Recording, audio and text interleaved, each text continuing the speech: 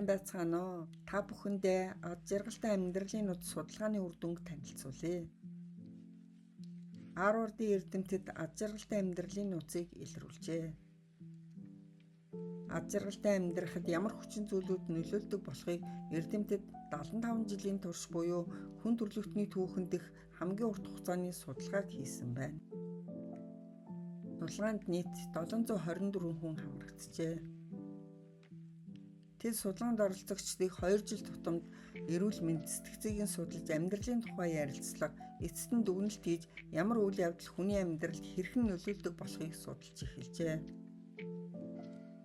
Хүний амьдралын турш хийгдсэн тус судалгааны үр дүнг Harvard-ийн сэтгэл зүйн ухааны доктор, сэтгэл зүйч Роберт Ж. Валдингер TED илтгэлээр олон нийтэд ил болгожээ. Роберт илтгэлдээ бараг 80 жилийн судалгааны үр дүнд ад жаргал гэдэг бол хайр юм гэдгийг хамгийн тодорхой болгосон. Гэхдээ тэд хайр гэдэг үгийг зөвхөн хосуудын дурлал биш, тухайн хүний хүрээлэл, найз нөхдийн хайр, гэр бүл гишүүдийн хайр, өөрийгөө хайрлах хайр, амьдралыг хайрлах хайр зэрэг өргөн утгаар хэрэгжилжээ. Гэр бүл болоод найз нөхдийн эрүүл харилцаа нь ад жаргалтай амьдралын нууц юм.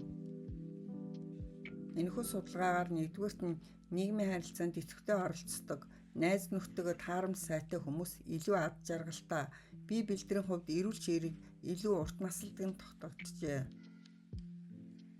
Харин эсвэргээрээ эргэн тойрныхоо хүмүүстэй таарамж муутай, ганцаардмал, жожиг хүмүүсийн бие махбод өвчлөмтгий, тархины үйл ажиллагаа сул байдаг бөгөөд наслалч ч мөн богино байдаг болохыг тогтоосон байна.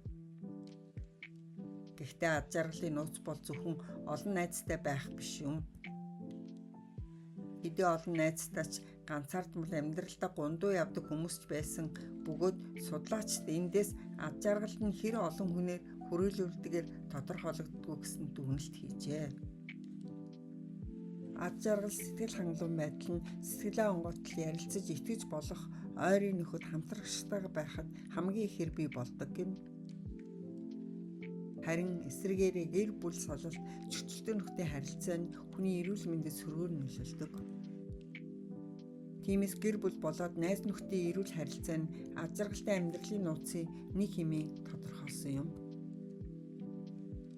Үнэн сэтгэлээсээ ярилцах хөнгөн үед хүн ганцаардлыг маш ихээр мэдэрдэг бөгөөд энэ нь ад жаргалтай байдал байтугай эрүүл мэндэд сөргөөр нөлөөлдөг. Хоёрдугаарт нь эрдэмтэд хүний амьдралын нууцыг судлахаар төгөөмлөөс арай өөр хэлбэрийг сонгосон байна.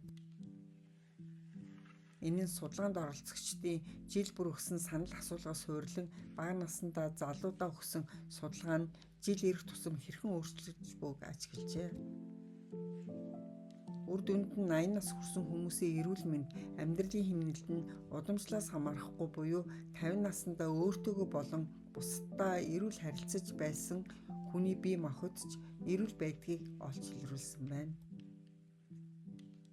30-50 наснда согтууруулах ундаа хар тамхи, мөрөөдөө тоглоом зэрэгт онцон хүмүүсийн гэр бүл салалт хамгийн өндөр хувьтай байсан төдийгүй ихэнх нь 80 нас хүрээгүй бөгөөд хүрсэн ч бие махбодын олон зовоорыг туулсан болохыг тогтоосон байна.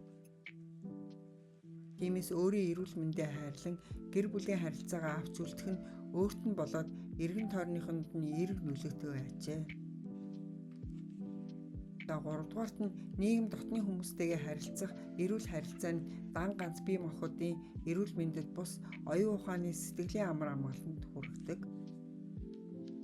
Бусдад өөрийгөө хийж бүтээсний хүлээн зөвшөөрүүлэх, ямар нэгэн зүйл батлан харуулах гэж зүтгэн хөөцөлдөх нь сэтгэлийн амар амгалан байдал хамгийн их саад болдог болохыг тогтоосон байна. Бусдын үзэл бодлыг хөндлөн байгаагаар нь хүлээн зөвшөөрж сурах нь сэтгэлийн амар амгалан 50 амьдралын гол нууц гэжээ. Хүний амжилтанд гарал ухсаа ямар нэгэн байдлаар нөлөөлдөггүй, харин гэр бүлийн хүмүүжил харилцаа нөлөөлдөг гэж дүгнсэн байна.